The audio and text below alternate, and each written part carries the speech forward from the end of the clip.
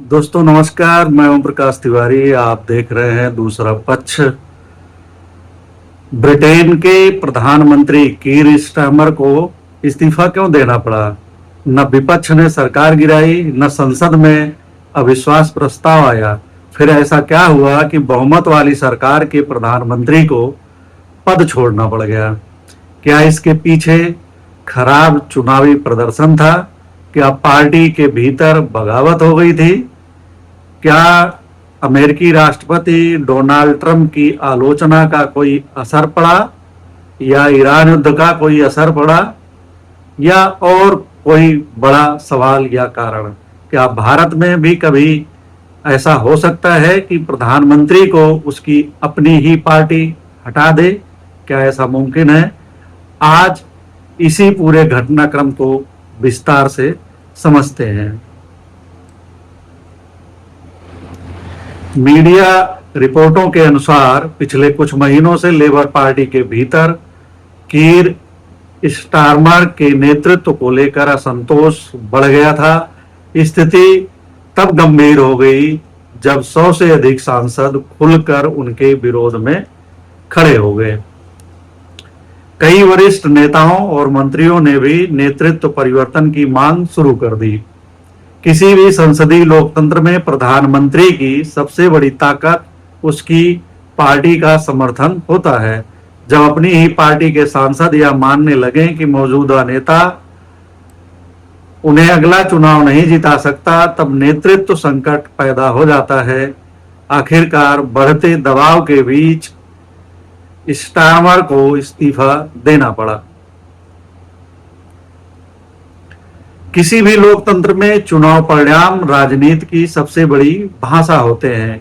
मई 2026 में हुए स्थानीय चुनावों में लेबर पार्टी का प्रदर्शन उम्मीद से काफी खराब रहा। कई क्षेत्रों में पार्टी को नुकसान उठाना पड़ा।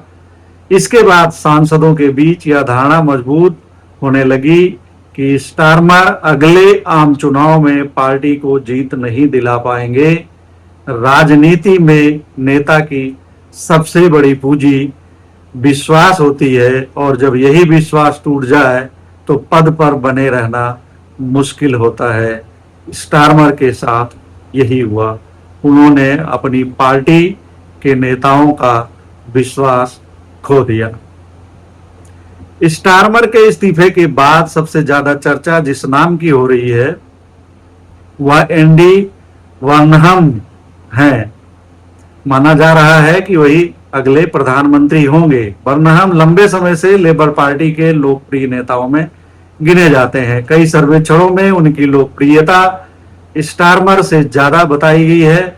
पार्टी के एक बड़े वर्ग को लगता है कि बर्नहम लेबर पार्टी को फिर से मजबूत बना सकते हैं। यही कारण है कि उन्हें अगला प्रधानमंत्री बनने का सबसे मजबूत दावेदार माना जा रहा है। दिलचस्प बात यह है कि ब्रिटेन की जनता सीधे प्रधानमंत्री नहीं चुनेगी। संसद में बहुमत लेबर पार्टी के पास है, इसलिए पार्टी का नया नेता ही प्रधानमंत्री बन जाएगा।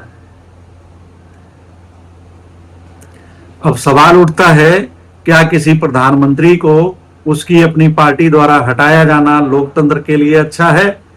इस पर दो अलग अलग दृष्टिकोण हो सकते हैं। पहला कहता है कि यह लोकतंत्र की ताकत है।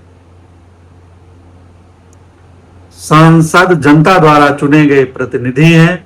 यदि प्रधानमंत्री उनकी उम्मीदों पर खरा नहीं उतरता तो उसे बदलना लोकतांत्रिक जवाबदेही का हिस्सा होता है।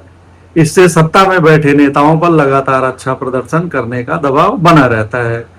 लेकिन दूसरा पक्ष इसे लोकतंत्र की कमजोरी मानता है। कई मतदाता किसी पार्टी से ज्यादा उसके नेता को देखकर वोट देते हैं। ऐसे में यदि वही नेता बीच कार्यकाल में हटा दिया जाए तो जनता स्वयं को ठगा हुआ महसूस कर सकती है।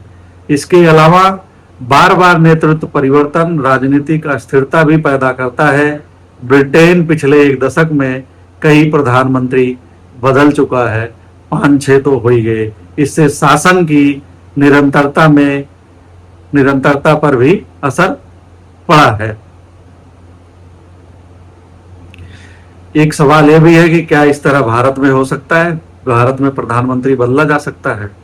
सैद्धांतिक रूप से भारत में भी ऐसा हो सकता है। भारत और ब्रिटेन दोनों संसदीय लोकतंत्र हैं। यदि किसी दल के सांसद अपने नेता का समर्थन वापस ले ले तो नेतृत्व बदल सकता है, लेकिन व्यवहार में ऐसा होना कठिन लगता है। भारत में दल बदल विरोधी कानून सख्त है। अधिकांश राजनीतिक दलों में नेतृत्व काफी केंद्रीकृत होता है।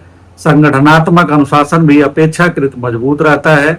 इसलिए भारत में प्रधानमंत्री को हटाने की स्थिति आमतौर पर तब पैदा होती है जब सरकार संसद में बहुमत खो देती है, जबकि ब्रिटेन में केवल पार्टी के भीतर विद्रोह भी नेतृत्व परिवर्तन के लिए पर्याप्त हो सकता है। भारत समेत अधिकांश देशों के राजनीतिक दलों में इतना लोकतंत्र दिखाई नहीं देता है।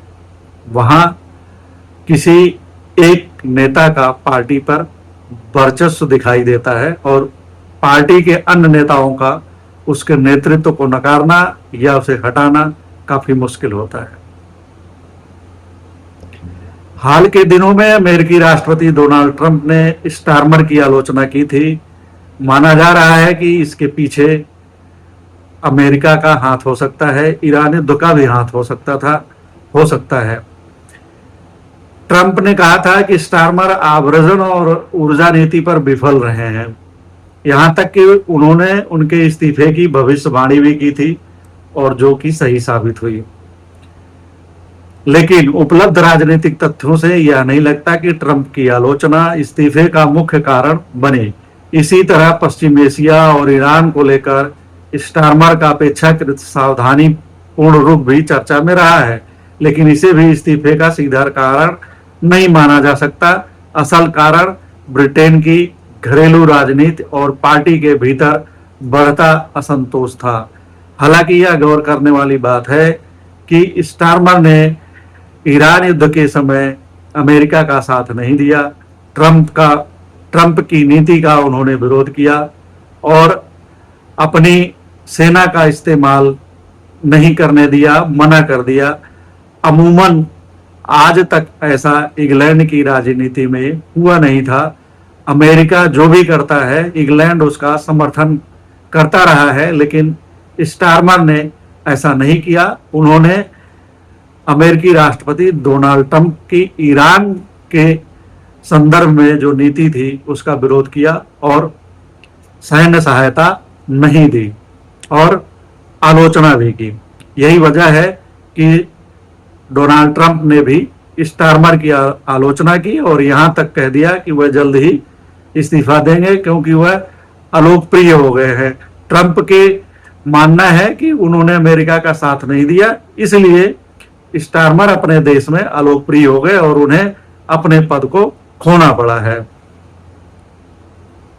बहरहाल कीर स्टारमर का इस्तीफा हमें लोकतंत्र का एक महत्वपूर्ण पाठ सिखाता है। लोकतंत्र में केवल जनता का विश्वास ही नहीं बल्कि अपनी पार्टी का विश्वास भी उतना ही महत्वपूर्ण होता है।